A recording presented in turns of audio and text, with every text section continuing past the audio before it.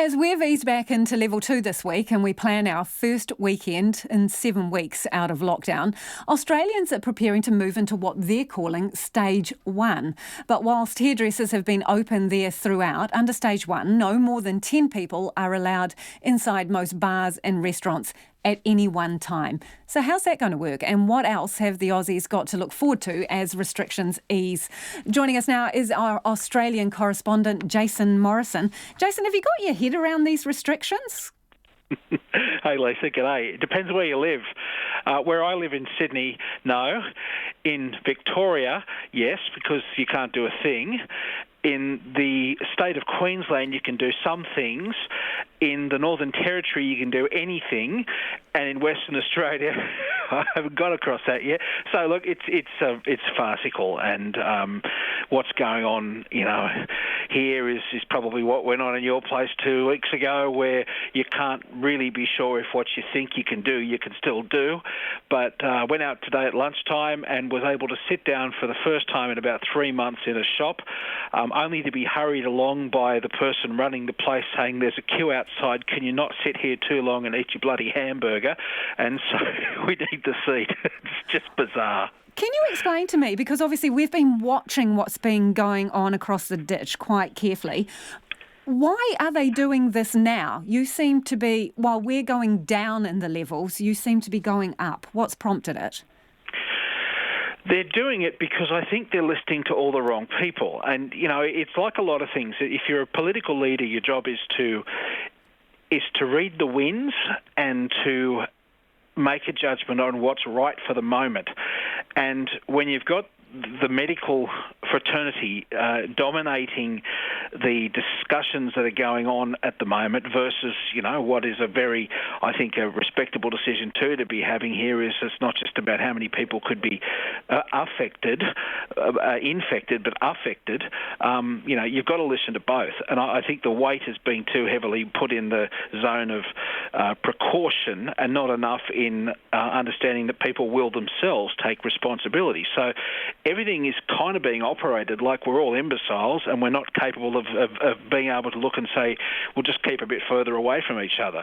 So the whole game at the moment is about making sure that in this state right now that we have this sort of government protection thing going on where they're saying, we'll let you go to restaurants in limited numbers, but you've got to sit 1.5 meters away from each other just so you don't get it infected. The great irony is, tonight around dinner tables, most people will be sitting right next to each other, hugging and kissing, sitting on lounges, doing all the things they do in private. But if they go out and sit in a restaurant, the government says they have to sit apart.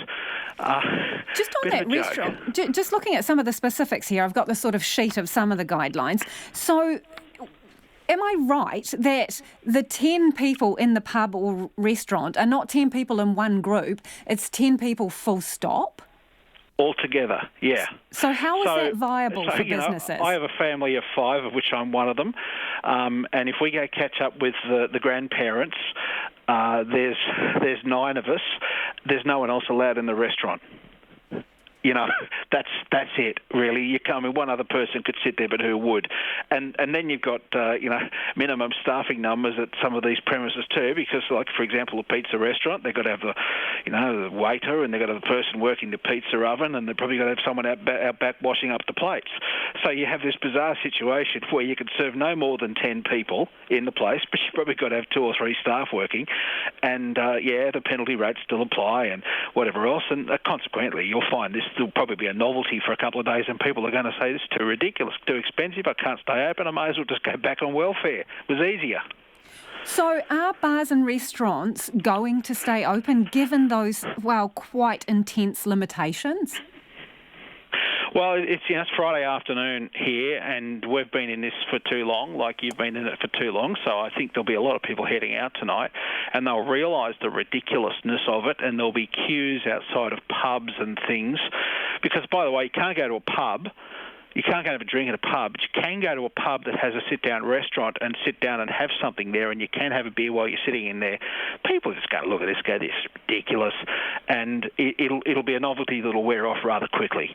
And, again, the great farce of it is the rules currently mean You can go and buy a case of grog, sit in your lounge with your mates.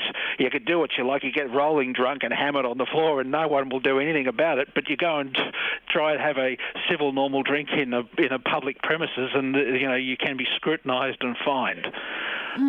Very odd. Very. I'm looking at the Queensland, or some of the rules here, and I noticed that if you're in a urban area, you can still travel up to 150 k's within your region on a day trip. But then you look at the outback section, and it says you can go for 500 kilometres, and you can have 20 people at the bar or restaurant. What if you drive 500 kilometres and you're the 21st person, Jason? What if this is it? I mean, imagine being a poor police officer who has the task of enforcing this stuff.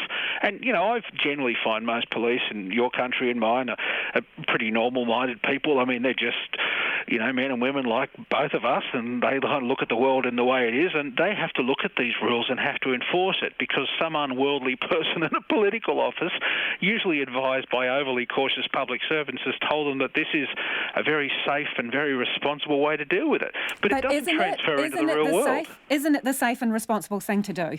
Just to suck it up and do what's best for everyone? Which is probably what people will do. They'll just sit at home and do what they want, and they'll take their own responsibilities and behave in the fashion that they believe is the most responsible for them to do. Because I think typically we find out that most times government actually doesn't know better. Hey, it's good to talk to you. That's Jason Morrison, who was joining us there from Australia to talk about the new restrictions. They're going up in the levels. What they call stage 1 is probably, it's a bit more like what we were in alert level 4. So, or 3 major restrictions there. They can have 5 people visiting their house along with their household members. Funerals, 20 people indoors, 30 people outdoors. But what Jason was saying there is in a restaurant, it's 10 total, not per group. So in a bar or restaurant, a 10 maximum total. And interestingly here, under level 2, the police have sent out a statement saying for the first 18 hours at level 2, there were just 3 breaches of the alert level 2 rules, and they issued warnings for those breaches. Obviously, we're going into our first weekend here. They say the first night was very quiet with only a handful of visits required to remind people of the rules.